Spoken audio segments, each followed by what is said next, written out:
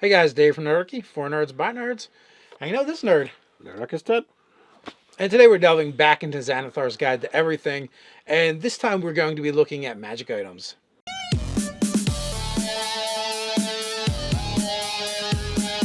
Jump down the description below where you can sign up for Nerdarchy the newsletter. Get weekly gaming tips, as well as learn how to game with Nerdarchy. We're about to delve back into Xanathar's Guide to Everything, so you can jump down to the description where you can find a link to get your copy. That's an affiliate link. It helps support the channel. So we're jumping to page 135, and we're talking about magic items. Okay, so we're going to encompass all the magic items section into this video because there's only like a page and a half of awarding magic items. And part of me wants to roar, riotously at what their description of the number of magic items that should be handed out over the course of the campaign. Well, we play a little bit differently. That is true. Now, we had a conversation off air. We're going to assume that some of the numbers that they're talking about in here are going to count potions and consumables, things that you use and they're gone, but magic is involved, so that could possibly count. But dear Lord, 6 common magic items by the time you're 4th level, that to me is like, wow, I don't think I got the magic item till I was 7th. Well, all right. So first of all, they give you basically, it's a page and a half, but a good chunk of this is basically just telling you how to use the tables they give you. And one is, no, this is a pile of magic items. You get 80 minor, 20 major, and for a total of 100 over the course of your 20 levels. Split it up however you want. And it also, the idea is as a GM, you're planning out your campaign and you're like, this is my magic item budget. And maybe you pick them all out and you dole them out over the course of your adventures. It goes into the fact that, hey, there's a good possibility that some of your magic items may not even get found during the adventure, which is true. That does happen. So you should put 25% more. So, that you would in that adventure. So, if you were going to do 10 items or whatever, you might throw an extra couple in there. Right. That you're just assuming that they're not going to find. See, now I would plan it as, okay, well, I plan a dungeon. This is what I'm going to put in the dungeon, and it's up to the players as to how much work they do to find it. I'm not going to be I'm going to put in extra just in case they miss something. Well, I don't think it's intended that way. I think it's kind of this is because in the end, it's all going to come from your budget anyway. Right. So, after you've given out the item, you're supposed to cross it off on your budget and readjust it. So then, now, look, we play our game completely different. But if you're a new GM or you struggle with some of this stuff, this might be a good guideline. This might help you in order to do it. It also tells you, when you should be kind of finding these items. The first table is a very, overview-ish, and where the other one gives you a bit of a better breakdown. Yeah, you have, magic items awarded by tier, minor, major, and, all, versus the magic items awarded by rarity, and it breaks it down. You've got common, uncommon, rare, very rare, legendary, and then your major magic items, uncommon, rare, very rare, legendary, and then done by your tiers, 1 through 4, 5 through 10, 11 through 16, and 17 plus. And these are much more spread out, so that, as you said, that if you're a new GM and you don't know where you should begin finding things, here's a way to go. Yeah, and pretty much if you follow this table, this is going to keep you from running into the problem of turning your game into a Monty Hall campaign, and should keep everything kind of equalized and normalized for you. There's also a sidebar in magic items, for magic items, and are they necessary in your campaign? And it talks about that a little bit. No, they're not, especially in 5th edition. The only addendum to that is if you don't have certain character types in your game, using certain monsters should be off limits, or the only option is for your players to run away because they literally cannot hurt them. Yeah, there are monsters that have immunity to non-magic weapons, and if you don't have a monk or you don't have a magic user who's got the ability to cast magic weapon, you might be up against adversaries that you literally have no way to defeat. So that's definitely a thing. So then the next section, which is the one, it's far more interesting for us and useful for us, because like I said, we've been doing this for a while, and we have our own established way on how we give out treasure or whatever. Better or worse, I don't know. This is how we do it. But the next section is a lot of fun, and that is common magic items. Most of these do not require attunement. Some of them do, and some of them have charges. But for the most part, they're all a lot of fun. They're ridiculous items for they're common. They're not really designed to make you better at anything. They offer some fun things. They offer some cool RP elements to it. Like, oh, if you got a paladin and he wears the armor of gleaming, well, his armor's never going to get dirty. That's it. That's a cool thing to have for someone who should be, this bastion of presence. Well, you throw mud at him and the mud doesn't stick. That's cool. That's actually happened to a character of mine in the past. Didn't have that item, but it had something else with that similar property, and that had an impact on a particular scene. They're just things that are like fun, and they would be like conveniences in the world, because mechanically they don't really do anything. But if you really had it, you'd really want to have it. Cast off armor. You can doff this armor as an action. Doff means to take off, so it's like I just see like, oh well, it just has a zipper down the middle, and I just climb out of it. You can imagine it however you want, but I find that one pretty amusing. My favorite of all of them is a cloak of billowing. While wearing this cloak, you can use a bonus action to make it billow dramatically. I'm like, I would totally wear that in real life. Just stand there, and if there's no breeze, but my cloak is blowing out and having fun, and like, yep, I look cool. Clothing of mending, it just fixes itself. Red helm is literally a helm you wear and the eyes glow red.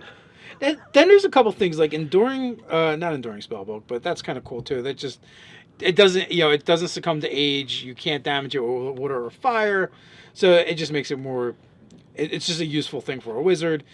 But the thing that I was actually going after is right above it, the ear horn of hearing, which is going to be super specific. There's not a lot of times it's going to come up.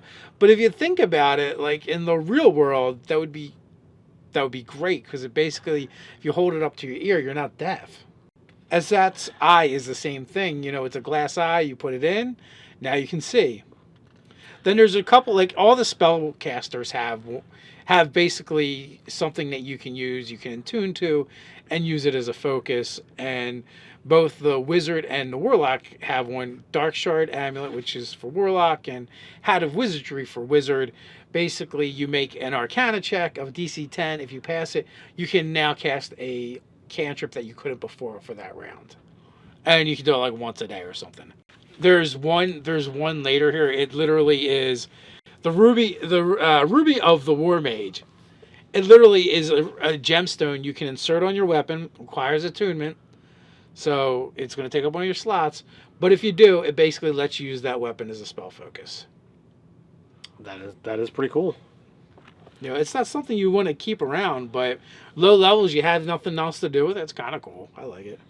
Pole of Collapsing, I think, would be very useful for a lot of different adventurers. While holding this 10-foot pole, you can use an action to speak a command word and cause it to collapse into a 1-foot-long rod for ease of storage. The pole's weight doesn't change. You can use an action to speak a different command word and cause the rod to revert to a pole. However, the rod will elongate only as far as the surrounding space allows. So you need to create a handhold in between the 5-foot corridors. Okay, well I can make that happen. Or you want to make a pole across that bridge. As long as there's enough room for it to fully form, you can do that. Well, no, it says it'll only fill to the space. It will only elongate as far as the surrounding space allows. So if you've got a 5-foot wide corridor, you can elongate it, and now it's stuck to the wall. So you've got a brace, A pull-up bar, whatever you want it to, whatever you need it for at that moment. But at the same time, I think if the room was collapsing, the pole would keep collapsing down to a foot as well, because these aren't really meant to be super useful. That's actually one of the best ones. I think that one is really cool. And how many times does a 10-foot pole come in handy, but no one's willing to carry one? Now you can. And it doesn't require attunement. That's the biggest thing. A lot of the cool ones actually require attunement. I don't know, man. Cloak of billowing and the pole of collapsing don't. That's true. That is true. You also have things like the tankard of sobriety. I almost want to give this to either a drunken master or a dwarf, but it's cursed, and it's the curse is it's the only thing they can drink out of. Oh no! So they will be forced to be sober all the time. Unbreakable arrow is exactly what it sounds like. So you can use one arrow over and over and over and over and over again, but it's only one arrow. So it's fun. The veteran's cane is really cool too. Grass's walking cane and use a bonus action to speak a command word. It transforms into an ordinary longsword and ceases to be magical. It's a one use. You had a cane, now you got a sword. So, but it could be useful. It's pretty amusing.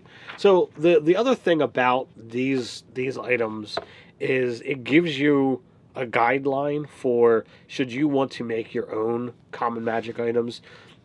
You want to make something that would make regular life easier. You want to not do anything that's going to actually add any kind of mechanical combat abilities to it, but are things that would be thematic and fun. And like this just gives me loads of ideas. I've actually started, jotting a whole list down of things that I would want to put into, my campaign or our campaign world, just based off of that, common idea of magic items. Yeah, they're all over the place. The instrument of illusion is a lot of fun. What bard wouldn't want to have this? And that's basically just create a little illusionary things around you. The pipe of smoking is another one, or smoke monsters is like you're making smoke creatures while you smoke. All of the wands are amazing. Basically, all the wands are, you have a wand of conducting, wand of pyrotechnics, wand of scales, wand of smiles. So the wand of scales and smiles is literally you expend a charge and someone has to make a really low DC, or they have to smile, or they have to scowl. Pyrotechnics is literally you just make some fireworks. Nothing crazy, nothing that's going to do damage. It looks cool. So in other words, we're seeing items that would have appeared in, the Lord of the Rings intro. Yeah, pretty much. See Gandalf sitting there smoking with the pipe. Well, he's got that pipe. Wand of pyrotechnics. Yeah, that's what he did to cast all his fireworks. Or the wand of conducting is you can basically just make music appear 3 times a day because you only get 3 charges. And even that, like on a lot of those, it's like, after they recharge, you have to roll a d20. The wand of scales and the wand of smiles, they actually reverse if you roll a 1. So these are fun. Like they're not going to change your game or impact it very deeply. But they are going to make the game far more interesting and enjoyable. After that, you've got magic item tables, and we're not gonna go through it there. But it gives you the breakdown of what's minor items, what's major items. So if you didn't know what the difference is, that's what the breakdown is. Guys, what do you think? Are you using common items and the new way of doling out the magic items through a budget from Xanathar's Guide to Everything? We got a place where you can talk all about that, and that is in the comments below. While you're there, don't forget to like, share, and subscribe. You can support us over on Patreon. So until next time, stay nerdy.